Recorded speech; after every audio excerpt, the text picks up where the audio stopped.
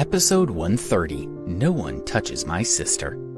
Brittany agreed immediately when she heard where they were going to eat. She said, "Yellow Garden, that's a really famous restaurant.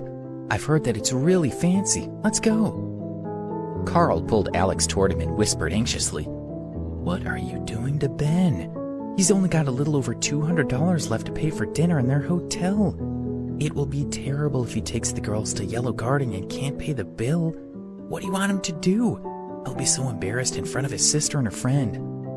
"I know, don't worry. Do you really think I would do anything to hurt Ben?" Alex comforted Carl. To him, Yellow Garden was only a mediocre restaurant. He originally wanted to take everyone to DeLuca's or Chez Laurent as a treat, but he realized that these were too exclusive and places that Ben could never afford. He felt the best choice was Yellow Garden. "It's fine, let's go," he reassured Ben as he patted his shoulder. "Ben, are you going to treat us at Yellow Garden?" Tanya asked. She was his sister, and she could tell something was worrying him. He pretended to be relaxed as he smiled and replied, "Of course, Yellow Garden's really good. I'll take you guys and you can see what you think." Inside, he was panicking. How can I refuse now? I've got to pretend everything's all right. But I've only got $200 on me. What the hell am I gonna do when we get there? The girls jumped into one cab and the boys into another. They all headed to the restaurant. Without the girls present, Ben could stop pretending. He could be honest with his friends. "Alex, what are you trying to do to me? You know I don't have enough money," he said in a panic. "This is my card and there's still $500 on it. It's yours," Carl said, handing a bank card to Ben. The money on it was for his living expenses, but his friend was in trouble, so he was happy for him to have it. "No need. Both of you listen. I've told you I've got a plan. Ben won't be embarrassed in front of the girls." Alex smiled and continued, "Ben, let everyone order whatever they want. When we settle the bill, we'll go together to pay, and we'll use my bank card." He took out his Supreme Sky Metro bank card, waved it in front of them quickly, and then put it into his pocket. He didn't want his friends to look too carefully at the card and recognize it. Everyone knew that to have an account there, you needed $1 million, and that $3 million was needed to open a Supreme account. Ben and Carl looked at Alex in confusion.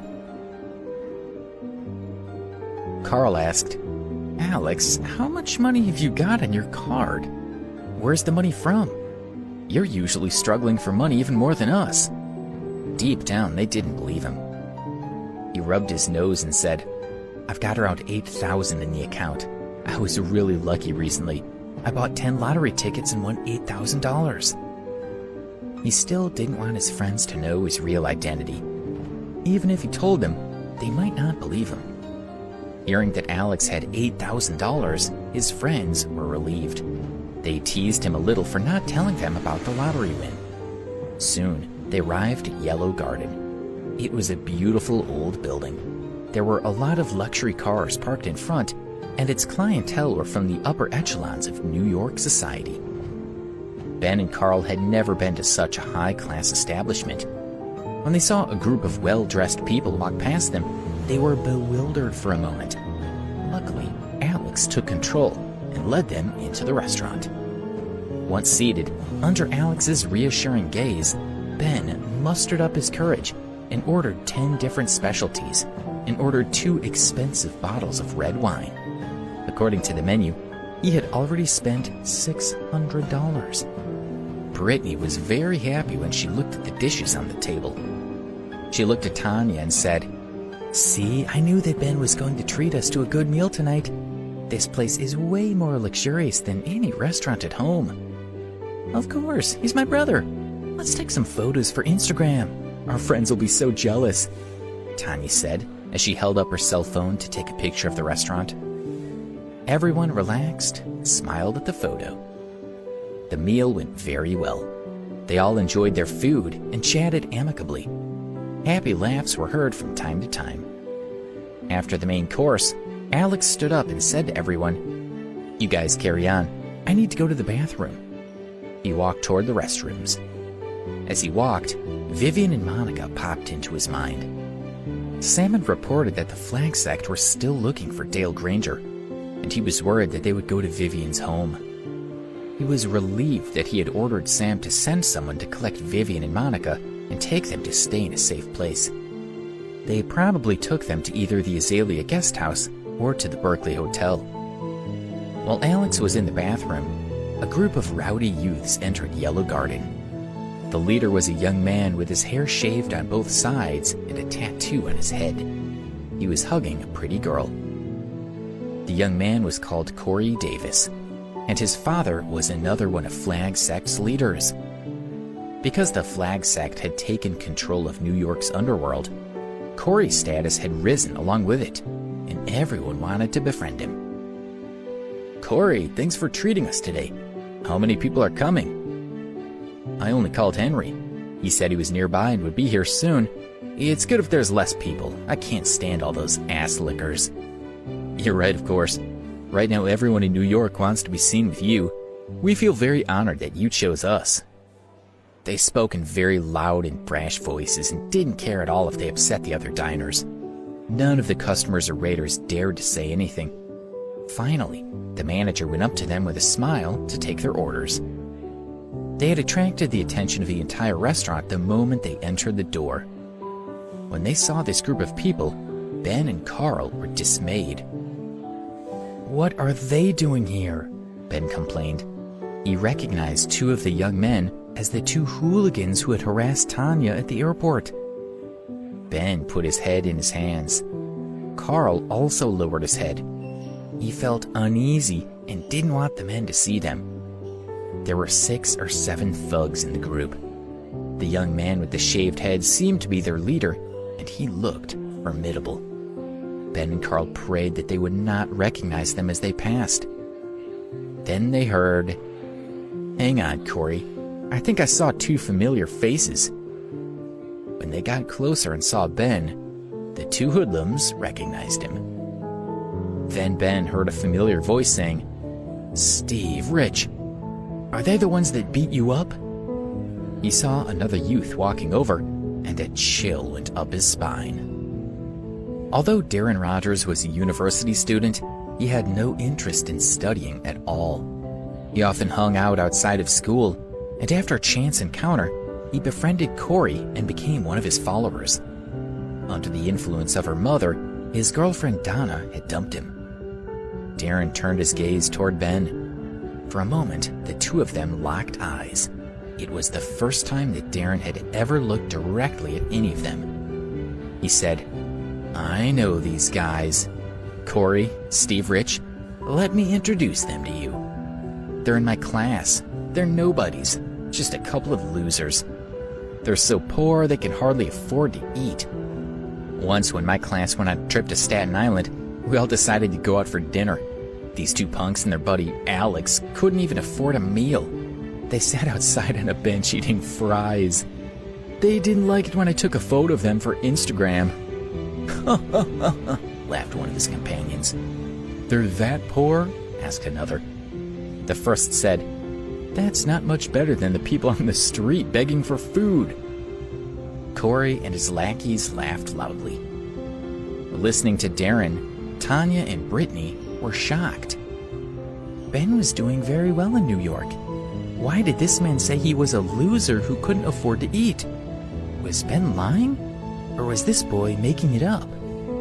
"But he's wearing designer clothes right now, and he's eating it here," Steve said. Then he pointed toward Tanya and Brittany and continued, "And these 2 pretty girls are keeping him company. My guess is that he spent a month's worth of living expenses on the clothes he's wearing." Darren didn't believe that Ben had the money to buy decent clothes. "I'm amazed he found the money to bring a date here.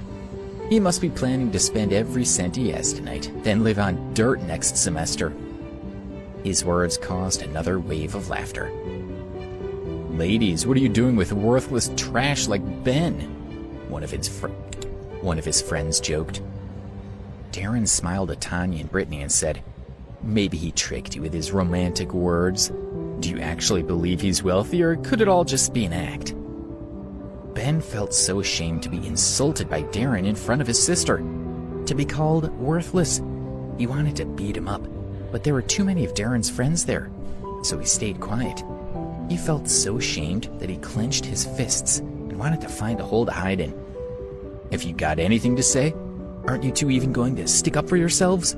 You worthless pieces of crap. Steve spat out and started walking toward them with Rich. Ben and Carl were both frightened when they saw them approaching. They didn't dare to move, but just sat on their chairs with their heads lowered. "What are you talking about with these two pieces of scum?" Rich said as he kicked Ben's and Carl's seats so they both fell to the ground. "Stand up," Steve shouted, and Ben and Carl stood up. "Rich, these clothes would look good on you." Steve pulled out a knife and grabbed Ben's shirt, ready to cut it open. Ben tried to back off. These were the most expensive and best clothes he had ever worn in his life. He cherished them greatly and didn't want to lose them. "You little shit. If you keep moving, I'll cut you to pieces," Steve roared. With a single slash, a big hole appeared in Ben's shirt. Ben looked at his cut shirt and felt his heart ache. He was hoping he could wear it if he attended any important events over the next few years. Now he could never wear it again. "Look at how weak that guy is. He's not even standing up for himself. What a loser," Darren laughed. Steve kicked Ben's chest. He fell back, knocked over their table, and fell onto the ground. At the same time, Carl was kicked to the ground by Rich. Brittany, like most of the other girls at the restaurant, was screaming loudly. Tanya, on the other hand, rushed to help Ben up. "These two girls are pretty good looking." Corey let go of his girlfriend and looked at Tanya. He reached out his hand to pinch her butt. "Don't!" Tanya backed off in fright. She could sense how dangerous this group of men was. "Come to me, pretty girl." Corey wrapped his arms around Tanya's neck and was about to pull her into his embrace. She screamed, "Ah!" At that moment, they all heard a shout, "Don't touch her!" At the same moment, Corey let out a blood-curdling howl. "Ah!" Something had slammed into the back of his head. He bent down with his head in his hands and took a few steps back. He finally let go of Tanya. "Are you okay?" Ben asked with concern as he hugged Tanya. When he had seen Corey grabbing her, he hadn't hesitated. He had rushed over and thumped him over the head. He could tolerate being humiliated himself, but there was no way he could let someone threaten his sister. No, not even the president would be allowed to touch his sister.